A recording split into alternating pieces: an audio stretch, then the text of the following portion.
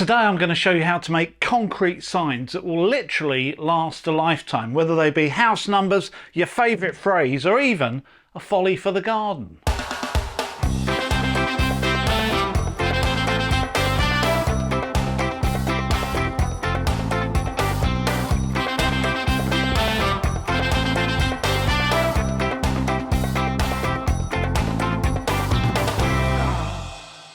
So I'm starting with the lettering simply by printing out what I want the sign to say with a laser printer. This is my give it a go catchphrase, which I printed out in a number of different fonts and a number of different sizes, because I find that by the time I get into the workshop, I normally change my mind on the size, so it saves me going backwards and forwards to the computer. And all I'm going to do with some spray mount is to stick this on to some 12mm ply. So I'm going to be making 3 different concrete signs of different shapes and sizes, just to show some of the ideas and possibilities. And for the first time, I'm also going to be trying out some fibre reinforcement in the concrete, which is essentially lots of man-made fibres added to the mix, which reduces cracking and increases strength, just as an experiment. I start by cutting some melamine sheets to the size that I want the final concrete to be, with the plunge saw and the table saw. And then I cut the sides of the moulds in the same material, and also some hardboard so I can make a curve.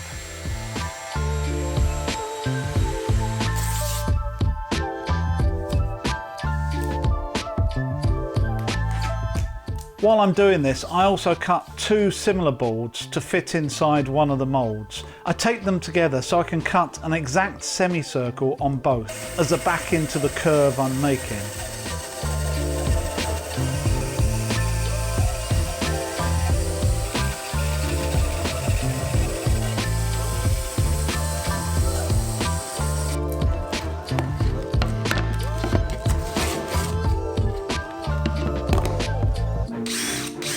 I'm using melamine for most of this because it's got a gloss face and will stick far less to the concrete compared to ply or timber. I simply fix the sides of my mould to the base with a few screws at the bottom. So what I've made here is essentially a mould for the concrete, and if I capped off each end, then filled it with concrete and let it go hard, I'd end up with a lump of concrete about 125 high by about 800 long. But I don't really want just a rectangular lump of concrete. On the top of what I'm making, I want it curved. So that's why I made these 2 templates here, to essentially allow me to make a curved end. So what I've been playing with for the last 10 minutes is that if these go in here, then I put some packers in, and all these packers have been cut from the same piece of timber. So if I put 2 packers on top of each other, they're all exactly the same height. And then I put the second template in. What I've got on the inside here is essentially a mirror image, top and bottom, all the way round. Something that will allow me to make that curve, which I'm going to do using some quite thin hardboard that I picked up a long time ago for free and I've never used. It's got quite a glossy face, so hopefully the concrete won't stick too much to it. And it's thin enough that I can bend it. And with these moulds or these formers in place, I should be able to bend it around without it snapping to make that semicircle curve there, nice smooth curve.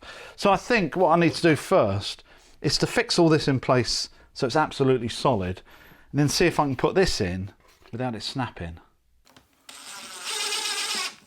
Most curves in concrete are made from thin flexible material like hardboard or plastic, held by a frame or strengtheners at the back. Or you can make a mould in different shapes using glass fibre if you're going to be casting the same thing multiple times. I don't want any fixings in this hardboard because they'll show in the final concrete. Although at the bottom here I'm not so worried, because this is going to be in the ground, because what I'm making here is a mile marker for the garden. You know, one of those traditional blocks you see on the side of the road that tells you how many miles to a particular town. Woohoo! Well, that didn't move at all, and that is quite a nice curve. So really happy with that. There's not much holding it in place. If I pulled it, it would actually come towards me. But I know that when I put the concrete in, it's going to push it out in each direction. So as long as it doesn't collapse between now and putting the concrete in, I think I'm going to be okay. Right, so that's just about done. The mould is done. Now I have to concentrate on the lettering. I think the spray mount has probably dried by now, so time to get on and see if I can cut some of these letters out.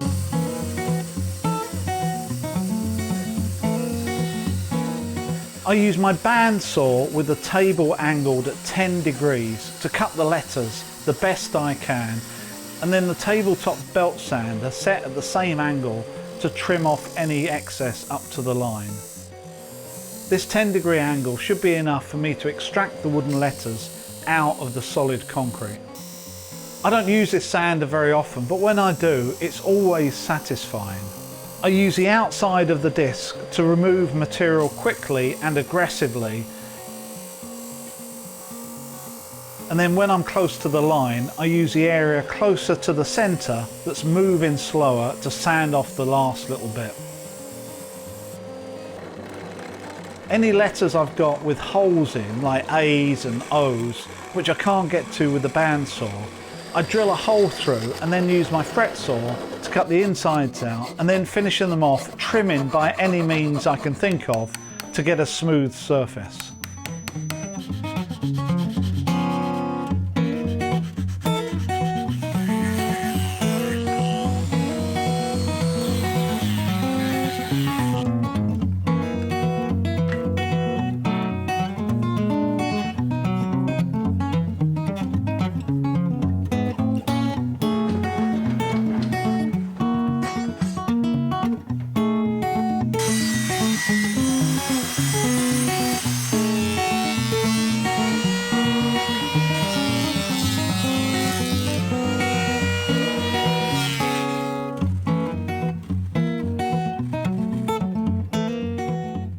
So I've now got my 3 moulds or shutters or whatever you want to call them built. I've got the large mileage marker, the small house number, and I've got my give it a go catchphrase mould here. And before I go any further, I have to tell you that I'm only using this thickness chipboard because it was a free giveaway at my local DIY shop. You don't need any more than 18mm chipboard for this. This is 22, and it's just, I'm using it because it's nice and glossy. And that means that it will come away from the concrete a lot better. Now, I was intending to put the letters in all of these moulds before I put the sides on, because that would be easier. But unfortunately, I've had to coat the letters with varnish, so while that's drying, I put the sides on anyway, just to get ahead. I've coated the letters just because once I cut them, that raw ply looked like it was really going to soak up any moisture in the concrete, which means that it would be really difficult to debond and actually strike the shutter successfully. So I thought I'll give it a coat of varnish, stop that moisture going in, so with a little bit of release oil, then we should be okay. You'll see that 2 of my shutters I've sealed and put around over in each joint in black silicone. I've used black silicone just so I can see it against the white. If you want to know how to do that in a lot more detail, I'll put a link to a video I did some time ago showing all of this in a lot more detail. But the 3rd shutter, I thought I'd rather than using silicone, I thought I'd use a fillet, and you would have seen me cutting this on the table saw just now at 45 degrees. Then I took off 0.5 millimetre with the electric plane, which has given me a really smooth surface. And what I'm going to do is fix that in each corner and the verticals, and that gives me a nice bevel to the front face of the concrete rather than that sort of crisp edge which you can always sort of spool off and get damaged. So I've got my letters drying, I've got the box. What have I got next? I think I better fix some of this. Just about all concrete you'll see cast professionally will have a 45-degree beveled edge, for instance buildings and bridges and all kinds of infrastructure, just to protect it from damage and reduce the chance of the edge spooling off. This is done during the casting in exactly the way I'm doing it here. Once the bead fits snugly, I fit it to the mould just by using some double-sided tape. With the varnish dry, I can lay out the letters and adjust until I'm happy with the spacing of them, and then stick them to the face using a thin layer of silicone. Although I don't want them to move when I put the concrete in the mould, I want them to stay in the hardened concrete when I strike the melamine a week or so after I pour the concrete, rather than to come away with the melamine and potentially damage the concrete around the letters. Before I mix any concrete, I cut and bend some mild steel I have in the workshop, just to make some simple reinforcement to help keep the larger signs together. To make sure the concrete doesn't stick to the mould and the letters, I've found that butcher's block oil or mineral oil makes a really good release agent, which I generously coat everything with. Here I'm using a 4:1 concrete mix in 2 different colours, natural and black. And before I add water, I give the ballast and cement a quick mix and then add the fibres that I'm trialling today.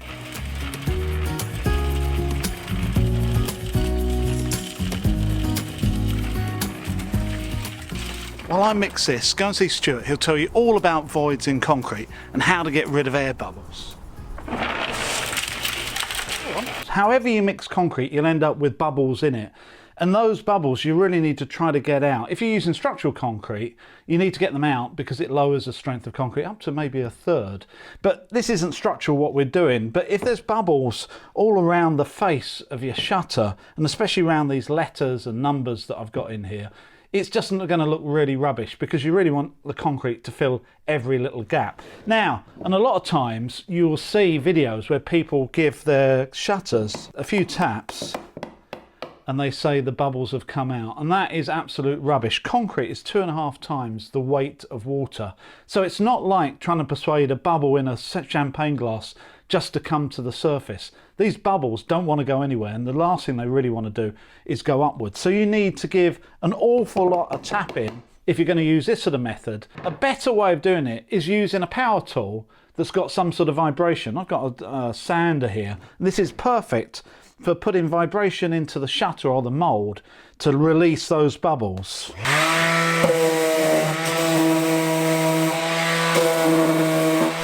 Still, this isn't perfect, but it's probably the best thing that a DIY can use to release those bubbles. You do need to put a lot of effort in and move it all the way around the mould, because it's only really going to disturb those bubbles maybe 1 inch or 2 from where it is.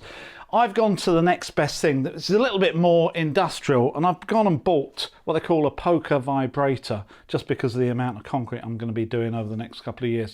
Now, this is the sort of thing you use on site when you're pouring structural concrete. And in here is a shaft that spins around with some eccentric crack cams that make a huge vibration coming out of this poker. This is an electric one, you can get them different types. And when you turn it on, you get a huge vibration.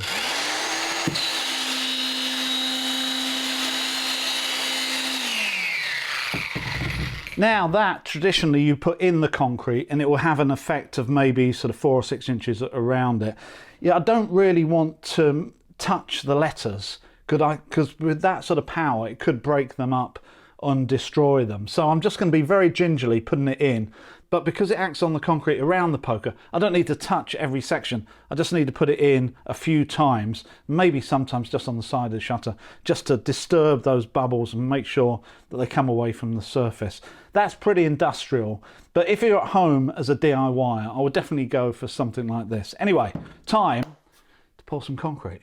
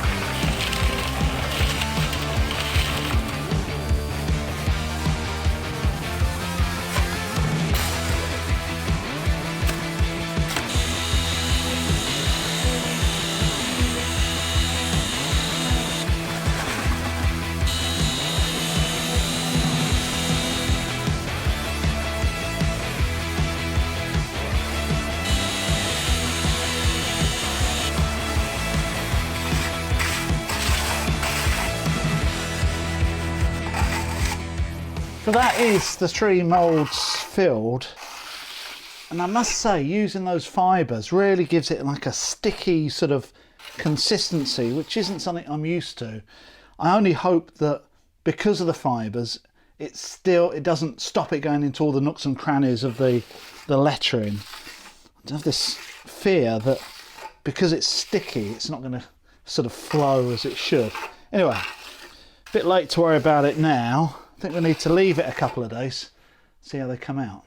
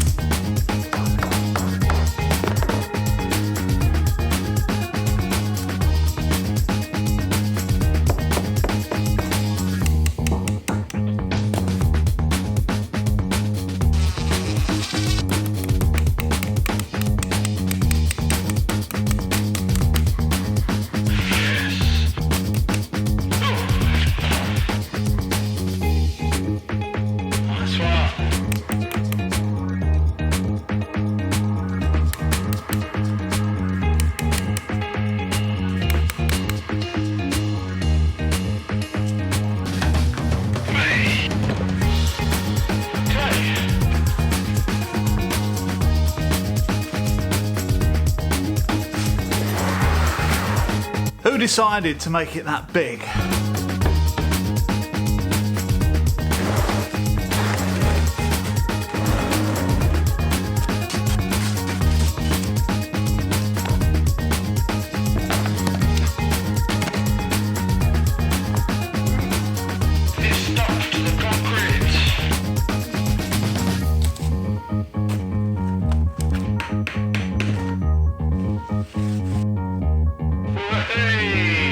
Since I've taken these out of the mould, I've given them a quick rub down and vacuumed out any debris from the letters. Generally, I'm happy with them, but they've still got more voids than I'd like to see. And when I make the next ones, the 2 things I would change is I wouldn't bother with the fibre reinforcement, and I would also not make the letters so deep. So rather than 12mm, I think something like 6mm would still be as effective, but make life a lot easier and increase the chance of the concrete holding up around the letters. But you live and learn, and I've kept the moulds, which means that I can tidy them up and make another set, albeit with maybe a different phrase or whatever, without having to recut all that chipboard. This one is going to go into the garden. I'm going to sink this 4 to 6 inches in the garden, and it'd be interesting to see how that ages and weathers in the future. So I hope you've enjoyed this video. Remember, subscribe, Patreon, all that sort of stuff, and I will see you next time.